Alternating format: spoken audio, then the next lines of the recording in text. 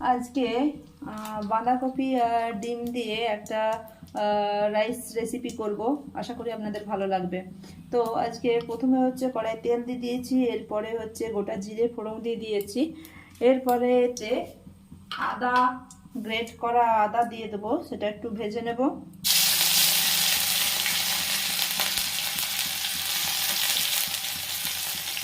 এরপরে এতে কিছু সবজি কেটে রেখেছি, বাঁধাকপি আছে, টুকরো করে রাখা গাজর, আলু, ক্যাপসিকাম, বরবটি, লঙ্কা কুচি, পেঁয়াজ কুচি সব আছে।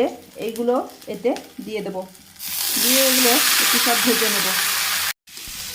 এগুলো আগে একটু অল্প ফ্রাই করে নেব, পরে হচ্ছে নুন দেব, নাহলে এগুলো জল কেটে যাবে।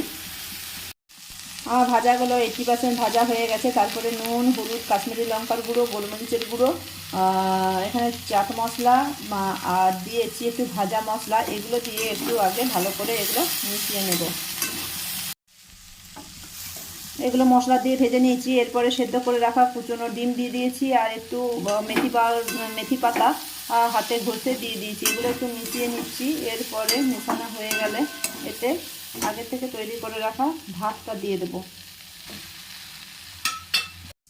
এর সাথে দিয়েছি সয়া সস, টমেটো সস, আর গ্রিন চিলি সস দিয়েছি, আর একটু দিচ্ছি গোলাপ জল।